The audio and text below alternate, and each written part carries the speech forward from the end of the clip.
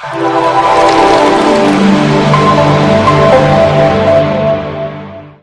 will start saying is magical or mystical simply because different dimension of perception is opened up. If you activate the energy system to its fullest possibility, transmission is natural. If you have 84, you have crossed many limits which normally people think are superhuman.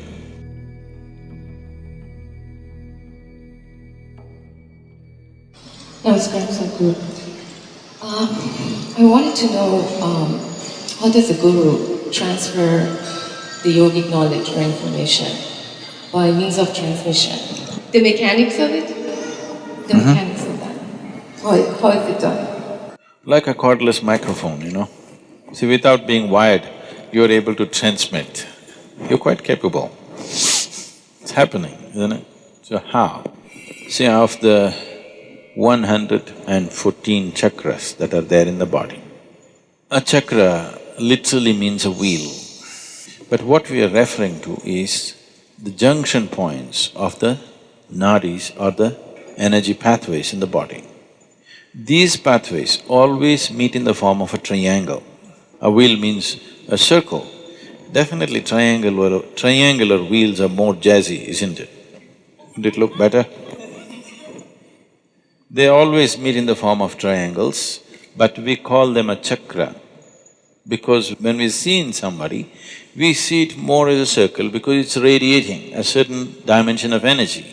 Because it's radiating, all radiation always happens in circular form. You may throw a triangular stone into a lake, still the ripples are circular, isn't it? Just like that, this may be a triangle, but when we see it, it is circular. And another thing is, it suggests movement from one dimension to another. We say it's a chakra because it takes you across. So there are 114 chakras in the system, major chakras, there are more.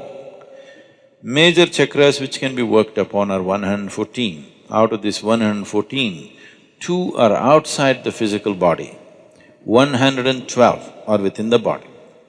Out of this 112, 4, there is nothing much to do about them. That is, if you work the other things, these things will happen by themselves. They don't need any system to be worked upon. So 108 are the things that can be actually worked upon. So there are 114 systems of meditativeness. Adiyogi taught 112 different ways to realize.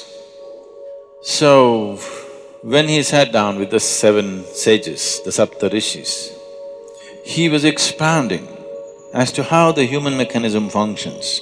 And there are 114 out of these 112. So he spoke about 112 ways of attaining one's ultimate nature. Parvati, his wife, who was a witness to this teaching, she's already attained, but now she's a witness. She's just hanging around in the program. So, she was looking at it and she said, why not more? Why only 112? There should be more ways. Shiva was completely focused on what he was doing. When she said this, he just dismissed her. He said, there are no other ways, there are only 112. She felt stung that in front of these 7 people, he dismissed her like that. So, she said, there must be more ways, maybe you don't know. He said, there are only 112. This impertinence. He said, leave. So she said, I will find more ways. And she went. She withdrew into the mountains and did very severe austerities. And after many years of work, she came. Shiva was still expounding various dimensions of yoga. She came, being his wife, she could, after such a long absence, she could come and sit next to him. But she came and sat down one step below to indicate that she has failed. So that's a language between the two of them. She doesn't want the 7 people to know that she failed, but she wants him to know that she has failed. So she came and sat one step below. So this story continues into various other aspects as to how she involved herself, and she's being used as somebody who brings doubt. He is going with such absolute power, these 7 people are overawed. So she is brought in as an uncommitted observer who comes up with doubts here and there. Because somewhere, tomorrow when it is taught, not everybody may be as committed and as focused and as receptive as the 7 people were. Naturally, they will come up with these doubts. So she came up with these doubts, which normally people would come up with. So these 108 are the things that you can work with. The remaining 4 just flower for you, this bonus. If you work well with 108, the other 4 will happen. It's a rewarding place. The other 2 will anyway happen. If these 112 have happened, the other 2 will anyway blossom by themselves. They are not within the physical structure of the body. So these 108, this 108 is a number that is manifested in this system because of 108 being a significant process or a significant number in the making of the solar system. So the diameter of the sun and the distance between the planet and the sun is 108 times over. The diameter of the moon and the distance is 108 times. Many ways you will see 108 being a proportion in the making of the solar system. That is the reason why, otherwise maybe we would have had 160. If suppose we were born in Mars, maybe we would have 160 or whatever. You must check the men and see. The important thing about Hatha Yoga is to constantly acknowledge that this body has taken shape like this body has become this kind of manifestation mainly because the way the potter's wheel is, because of the solar system, the way it is, that is why this manifestation. So Adiyogi very clearly said, if this human body has to evolve further, some dramatic or drastic changes need to happen in the structure of the solar system. Only then the structure of the human body will change because it's reached its fullest development in terms of physical structure. Now, one can transmit effortlessly if all of this has opened up. If all the 112 are on, transmission is effortless. You want something to happen there, you don't have to go there, you can sit here and make it happen. To live a normal life, to live a full-fledged physical life, you need only 21 chakras. 21 chakras in your body are reasonably operating, nobody will think anything wrong with you. You will be full-fledged human being. What are the remaining things about? The remaining things, if they open up, it opens up various levels of perception. It opens up dimensions of perception that suddenly people will start saying is magical or mystical, simply because different dimension of perception is opened up. So, only 21 are needed to live a full-fledged life. The remaining are only about higher dimensions of perception, that you are no more human. In other people's understanding at least, you were very much human, this is human system, because most human beings do not, the majority does not flower. See, right now, the coconut trees in Tamil Nadu, I think our trees are yielding some 90 nuts per year, per tree. A better managed farm in Tamil Nadu would yield 120, 125. The same coconut tree in Kerala yields 45 nuts to 50 nuts. The same coconut tree in Karnataka and West Bengal yields 240 to 250 nuts. It's the farming which is different. Tamil farmers, they're trying to grow coconut trees in black cotton soil, thinking it's the most fertile soil. Black cotton soil is very fertile for paddy cultivation, cotton and other things, not good for coconut. Coconut needs to be grown where it is little bit of rubble in the soil. Here if you dig, it is like toothpaste, the soil. Now when you irrigate this land, it's very nice.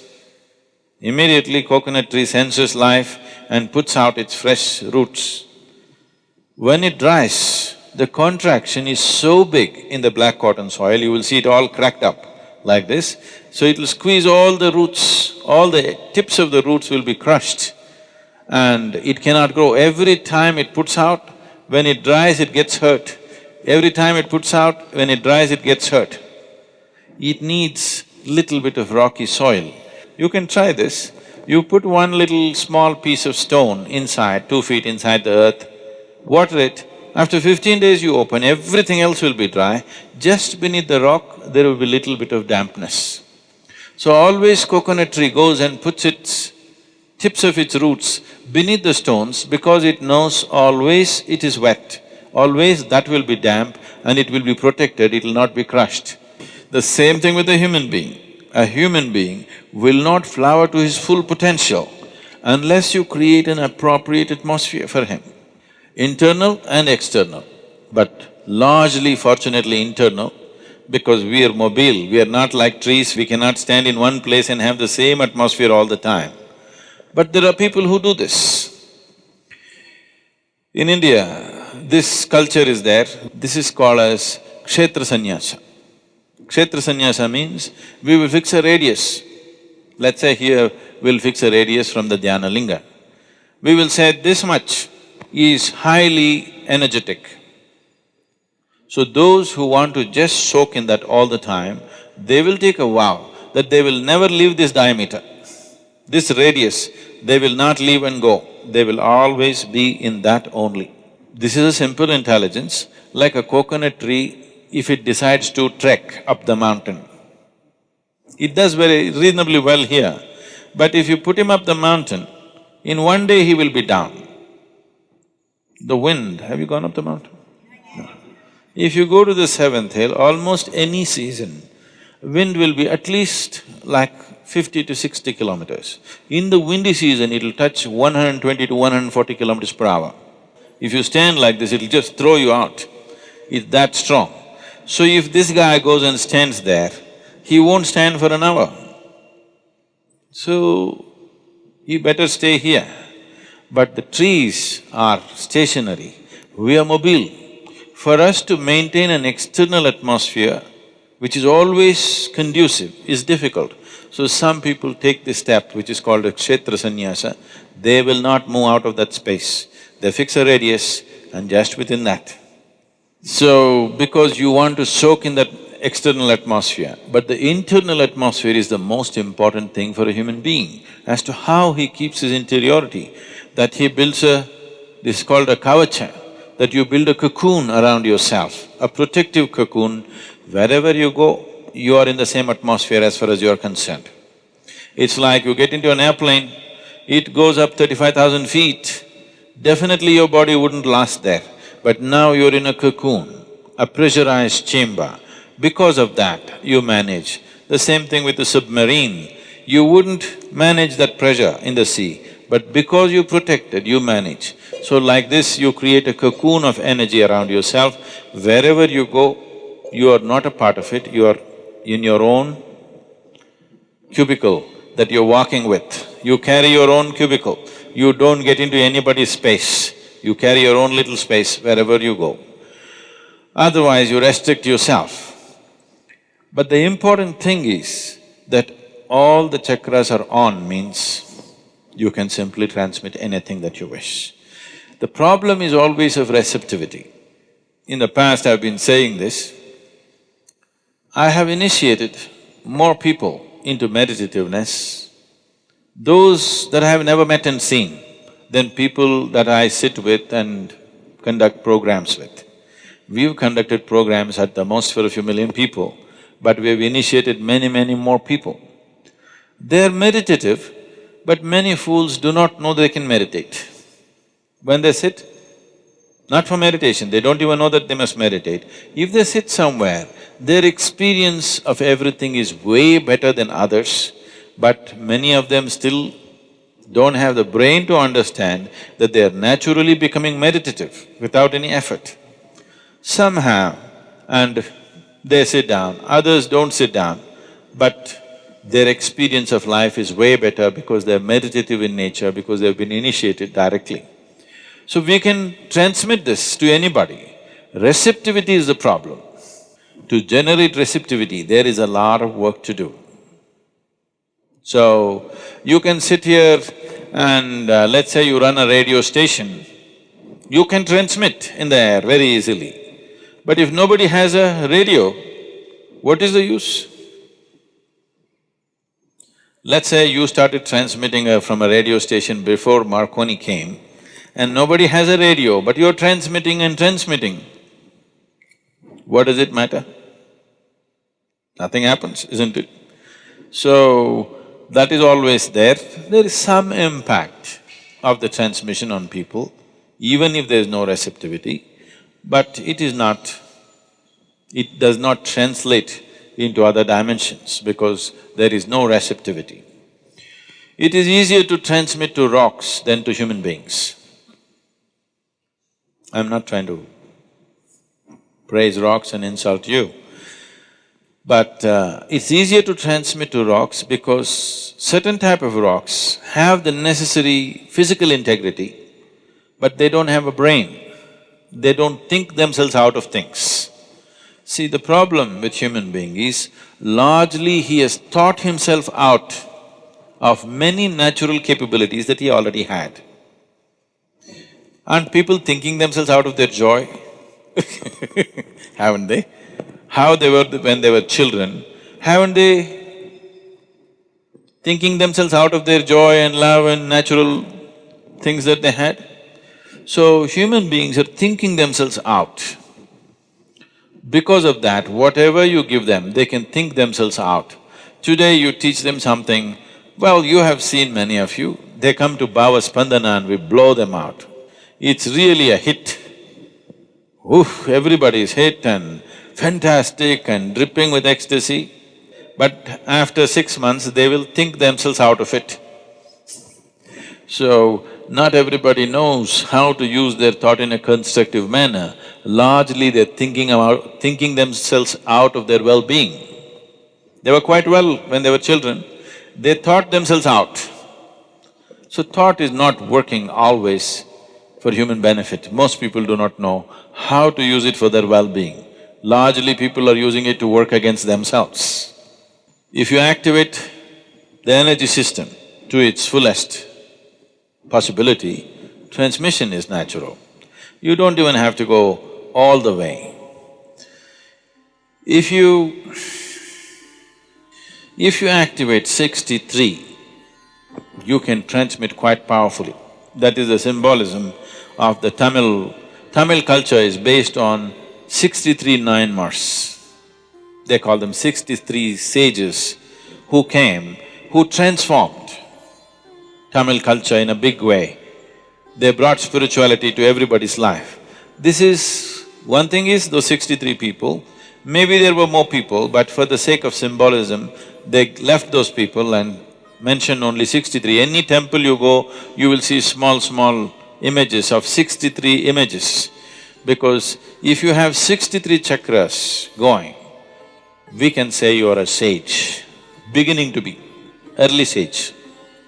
If you have 84, you have crossed many limits which normally people think are superhuman. If you reach 108, that means you are completely there. 114 or fully on means you and him will be same, no difference. If you become receptive, I don't have to come here and explain things to you, somebody need not teach you how to bend, what to do, nothing. You will know everything about human mechanism, everything. from its origin to its ultimate.